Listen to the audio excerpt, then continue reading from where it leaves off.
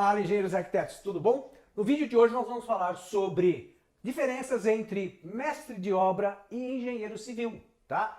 Isso, para nós, engenheiro civil, né, às vezes parece óbvio, mas infelizmente tem engenheiro civil que ainda, se perde, e principalmente no começo, fica até preocupado porque acha que tem que fazer a função do mestre de obra. Então eu vou explicar aqui muito bem o que é, né, as funções, para que até mesmo o engenheiro civil recém-formado tenha tranquilidade de que tem coisa que você não precisa saber, quem tem que saber é o mestre de obra, tá bom? Então vamos lá, vamos falar sobre isso que é bastante interessante, né? O engenheiro civil, na verdade, tá? Ele vamos dizer, ele é encarregado para garantir, né, que aquele projeto elaborado, tá? Por um arquiteto ou mesmo por um engenheiro civil, né, seja realizado, tá? O projeto arquitetônico.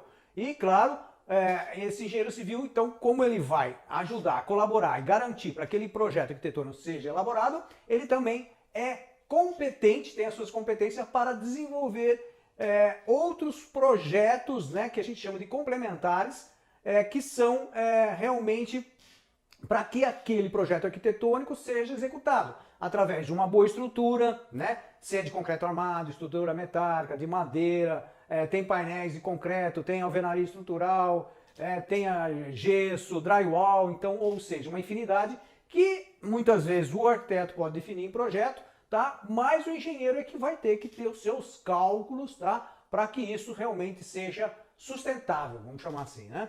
Aí, o que é também importante, né? Uma função do engenheiro civil, tá? É desenvolver todo o planejamento de obra. Então, diante de todos os projetos, né, já prontos, né, que você já estudou como essa obra vai ser executada, agora você precisa fazer um planejamento, ou seja, verificar realmente o sistema construtivo, o quantitativo, quais são os materiais, né, o quantitativo deles, a mão de obra necessária para executar de acordo com aquele sistema construtivo, tá? Se é, por exemplo, uma mão de obra com steel frame, ela tem que ser uma mão de obra especializada, então é ela que você vai buscar. Se é alvenaria estrutural, é um outro tipo completamente diferente de mão de obra, ou seja, então você precisa fazer um planejamento, tá? Onde você vai imaginar, né, durante um período, quais são as atividades que elas vão ser executadas e quanto tempo vai cada uma delas acontecer. Ou seja, é o seu cronograma, tá, físico, onde você tem o início e o fim de cada tarefa durante o tempo e uma tarefa que depende da outra, então a gente vai fazendo o nosso cronograma.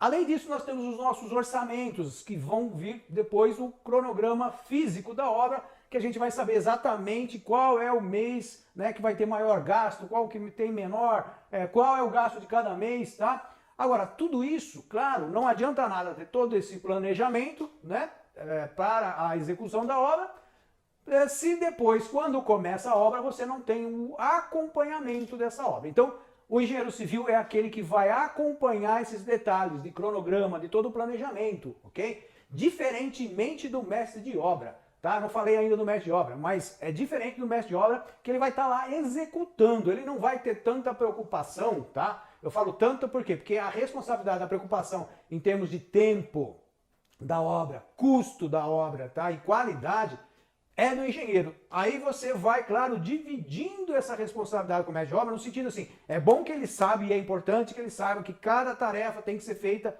né, com uma data de início e uma data de final, para que ele esteja comprometido com o seu cronograma, né, você engenheiro civil, tá?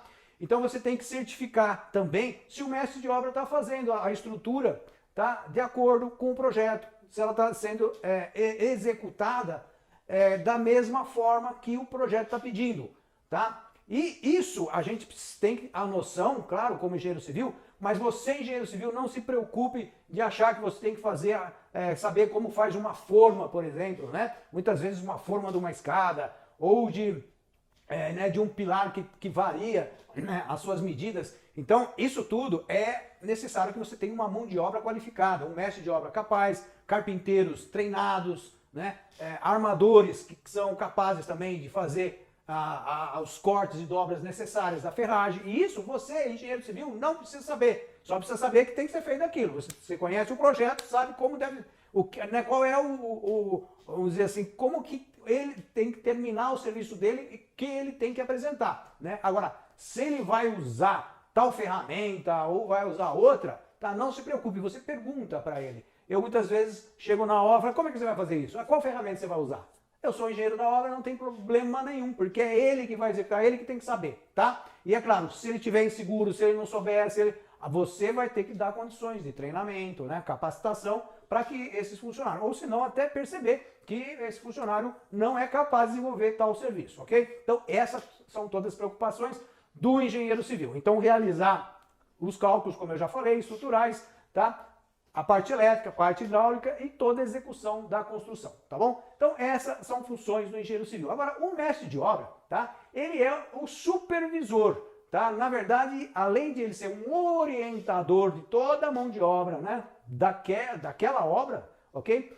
Daquela construção, desde o começo até o fim, tá? Ele também é um homem fiscalizador, tá? Assim como o engenheiro vai estar fiscalizando. Então, são vários, realmente, maneiras para que a gente garanta a qualidade da obra, tá? Tendo pessoas que são capacitadas de estar olhando para o nosso cliente, né? Com os olhos técnicos, tá?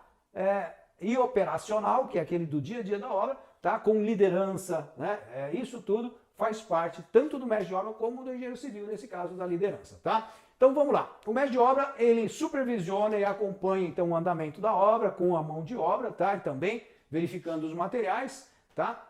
Ele supervisiona as atividades também, de repente, por exemplo, se for uma obra grande de vários outros encarregados, que cada setor da obra, cada atividade tem um encarregado, e o mestre de obra ele vai supervisionar todas essas atividades, tá?